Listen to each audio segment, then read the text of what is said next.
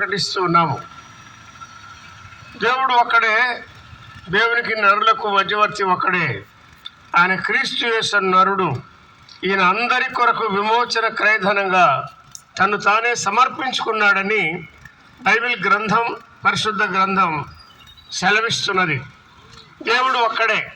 ఈ లోకంలో ఎన్ని రకాల అభిప్రాయాలున్నా నిజమైన దేవుడు, జీవము గల దేవుడు, మహిమ గల దేవుడు, పరిశుద్ధుడైన దేవుడు, శ్రీమంతుడైన దేవుడు, సర్వజ్ఞాని, సర్వాధికారి, సర్వోపకారి, సర్వవ్యాపి, సర్వశక్తిమంతుడు, దేవాది దేవుడు ఒక్కడే.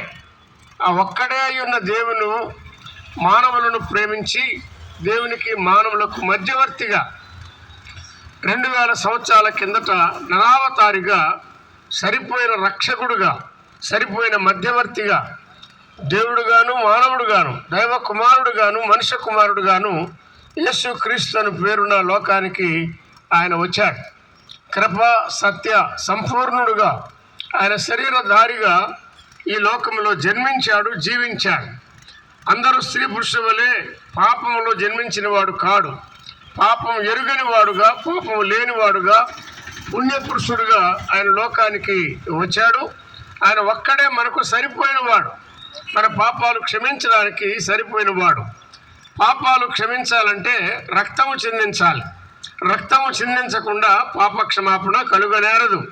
అందుకే పాపము లేనివాడుగా ఆయన లోకంలో కన్య ద్వారా జన్మించి, పరిశుద్ధాత్మ ద్వారా జన్మించి, పాపం ఎరుగని వాడుగా జీవించి, మన కోసం పాపముగా చేయబడి, పాపానికి రావాల్సిన శిక్ష యావత్తు ఆయన మాంసయుక్తమైన దేహమందు ఆయన అనుభవించాడు.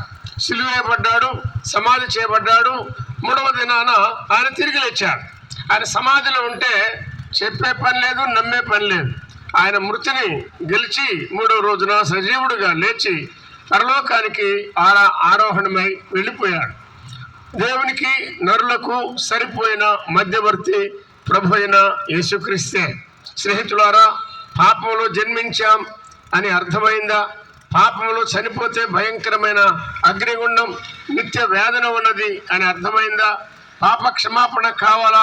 అలాగైతే ఆయన పిలుస్తున్నాడు. ప్రయాసపడి భారం మోసుకొనుచున్న సమస్త జనులారా, ఇది కొందరికే కాదు, సమస్త జనులారా నా యొద్దకు రండి, నేను మీకు విశ్రాంతినిస్తానని ఆ ప్రేమగల రక్షకుడు మానవాళిని ఆహ్వానిస్తున్నాడు. ఈ మాటలు ప్రకటించే మేము మీకన్నా అతీతులం కాము. పాపంలో జన్మించిన వారం, జీవిస్తున్న వారం ఇలా ఉండగా ఆత్మశాంతిని గురించిన ఈ రక్షణ సందేశాన్ని మేము విన్నాం. దేవుని ఆత్మ మమ్మల్ని ఒప్పించగా, నేను పాపిని, నన్ను క్షమించు, నన్ను కడుగు, నీ రక్తముతో నన్ను శుద్ధి చేయి, నీ రాజ్యానికి వారసునిగా చేయమని ప్రార్థన చేశామంతే. ప్రభువు మా పాపాలు క్షమించి మాకు నెమ్మది కలిగించాడు. భారతదేశంలో ఉన్న మా దేశీయ స్నేహితులారా, ఈ చక్కని సువార్త సందేశాన్ని ఆలకించండి, అంగీకరించండి. ప్రభువునందు విశ్వాసం ఉంచి అగ్నిగుండాన్ని తప్పించుకొని ఆనందకరమైన పరలోకానికి వారసులు కావాలని ప్రేమపూర్వకంగా మీకు మనవి చేస్తున్నాం. ఈ క్రిస్మస్ పండుగ దినాన లోకమంతట్లో పండుగలు, వేడుకలు జరుగుతూ ఉంటాయి. అయితే దేవుని వాక్యం వినాలని ఆశ గలవారు ఉంటే ఈ ఉదయకాలం 9 గంటలకు రాజారెడ్డి వీధి